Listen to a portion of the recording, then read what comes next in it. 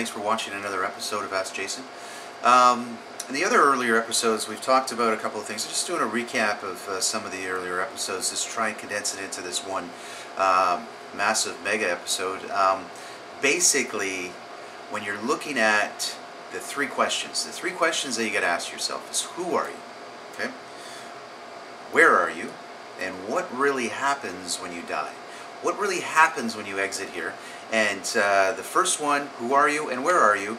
Those two questions, you know, you came into this dimension, or you came in, that's something that you know for true, that's for certain. You know that you're here. Now, there's a lot of people walking around, and when I do my help with my clients and so on, a lot of people don't know who they are.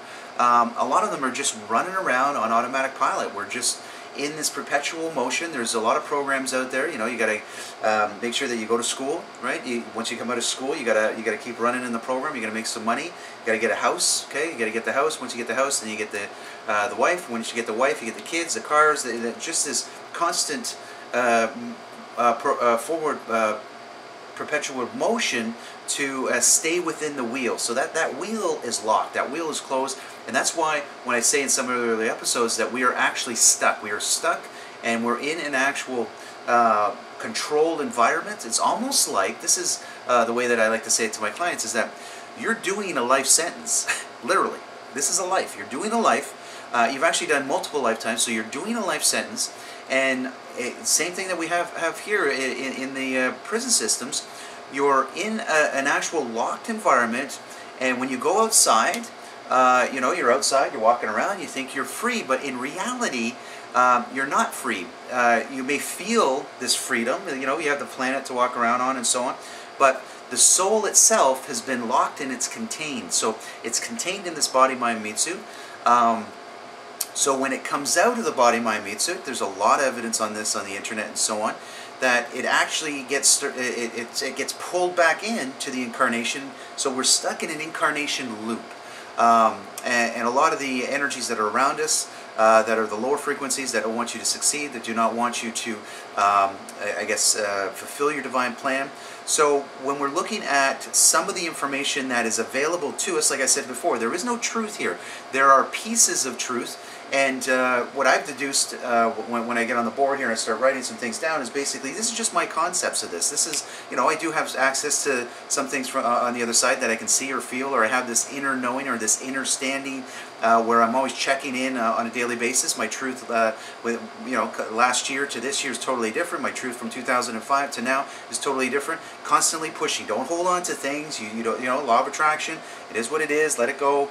Keep going. Keep moving. Keep pushing through all of this stuff to come out on the other end, because you came in with nothing. You're going to leave with nothing, and whatever you're attached to or holding, especially if it has to do with family, kids, if it's religious aspects, when you exit this body, mind, meat suit, that energy is going to show up, and it'll show up to trick you, to pull you back into the incarnation. And that's why I always say to people, when you see the light, run away from the light, go in the opposite direction. So this is one thing that I've come to look at here, and basically, you know, if you're like me, a light worker that's been doing a lot of meditations, been doing a lot of their own work, you may have a very active dreamscape. So I've had a lot of scenarios with clients and so on where they're interacting with me in the dream. I have a lot of flying dreams. So when you start to look at the abduction scenario, there's a lot of stuff out there with abductions and so on. Now, what I'm seeing here is that even with the Ancient Aliens, if you've seen some stuff on TV with the Ancient Aliens series, I do believe, my feeling or my concept is that we are in a hybrid program. So the body is being tweaked all the time. So if you're waking up sometimes, you've got scratches on your body, stuff that you know that wasn't there from before. You may have some implants in you. There may be some scenarios where you have you know, missing time and so on. A great movie to watch is Encounters of the Fourth Kind. That is a great movie. So when you're looking at what happened with her, with Carla Turner, that stuff to me is a lot of evidence that there is an outside force that is playing and manipulating this body-mind meat suit, or this container, to trap or hold the soul's incarnation. So not to dwell too much on the fear part of this. You know, when you get too much into this stuff, you go going down the conspiracy road, and then you get into all the stuff with David Icke and all the reptilian stuff and all that jazz. It actually does feed a frequency. So you don't really, and that's what with the last episode we were talking about the first chakra, and this is running off fear. This is actually running off fight or flight, or survival energy, right? So when we start to think about, well, this is a hybrid program, or this is a, you know, there's ETs and there's these other energies that are around us that are playing and manipulating the dreamscape, or the actual environment that we're living in. Well, that can place you in a place of fear, or it does place you in a place of empowerment that you actually have to start to take action. And that's why I say to a lot of people is that this is something that you have to start doing. Stop sitting around on your knees, just being the slave, running around 24/7, working back and forth, you know, doing that whole list of things that you have to do. You have to start to be more proactive and understanding who is on the game board, who else is playing with us. It's very, I guess, naive to say that we're the only ones in the universe. So if you start to just wipe that slate clean and say, listen, come on, there's a lot of space out there, and there's a lot of room for other energies to be playing with us, and some of them are good and some of them are bad. So basically, when we're looking at clearing the chakras, this fear energy is one, and then we have the love energy, right? So the love energy is great.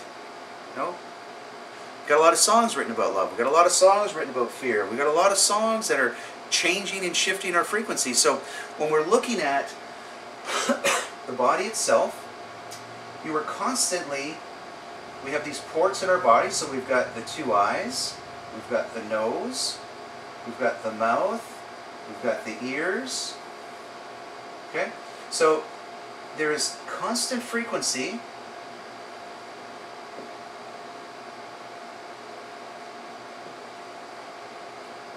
coming through the ears. You can't even go into like a coffee shop, you can't even go to the gym without having some kind of frequency hitting you based on music that's playing in the background. You can't even go to the washroom without having some music that's bombarding you or hitting you. Now, a lot of times it's nice music, but there is frequencies that are docking in your ears all the time. And there's also frequencies when you're watching TV that there's an underlining frequency that is actually hitting, and you can research some of this, which is the subliminal messages and so on. There's actually a movie out there called They Live. You know, watching that movie as well, that just gives you more of an understanding that your eyeballs are constantly being docked, and like I said before in other episodes, that you can only see 10% of the reality, or the light spectrum. Okay, and so if you can only see 10%, what's happening in the 90%? So the frequency is hitting, and it's shifting your perception. I know this, what happens with me is that if I come across some information and I start to integrate it within that day, when I wake up in the morning, I've totally forgot about it. What has happened? Now I've come to a conclusion is that I've either being watched, or I'm being erased, or there's aspects that they don't want me to see at that time, and I can tell you this, then it comes back again. I can feel the energy coming back again of something that I need to look at or to integrate, and then I push forward and more stronger into it. Very similar to this information about the hybrid program and the incarnation loop and so on. I come across that stuff back in 2005. I say, there's no way that's happening. Look how long it took me to integrate this. This is like, it's 2016. That's almost 10 years. That's 11 years for me to say, this is what's happening. 11 years to be able to say that this is what I'm feeling. Now, I could be wrong. I could tell you, something else might pop in, and then all of a sudden I'm saying, you know what, I got to. But for now, what I'm saying is that I'm from where I'm standing now, is I can tell you this: we're putting stuff into the body, and we're breathing polluted air, and we're eating, and we're docking with GMOs. There's a lot of polluted foods out there that are changing and shifting the body-mind meat suit. So what we have to watch is that, I'll make this a perfect body here for you, is that you want to be able to catch yourself in the act, or just catch them in the act of docking your ship. Your ship is wrecked. You are actually on your knees. You're basically, you're not ready for takeoff. This body mind meat suit is docked. It's shipwrecked. It's not moving.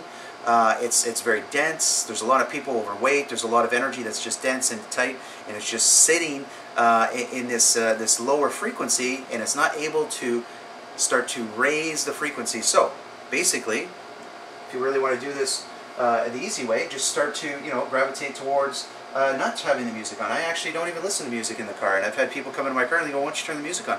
Because it's distracting, and I can feel the frequency, and I don't want that frequency on me. I've had people come up to me and say, "Oh, did you hear about all the stuff that happened with ISIS or the terrorism stuff?" And I'm like, "No, I haven't seen any of that." I go, "What are you talking about?" I said, "Well, I don't own a TV." "Well, you don't own a TV?" "No. I do own a computer so I can do some of my work, but owning a TV, there's a frequency that is constantly bombarding and coming off of that TV. Now, with food and so on, when we're going into the supermarket, you can actually put your hand over top of some of the fruits and so on, and you can feel the frequency coming off of the fruit. And a lot of times it's really good frequency as well.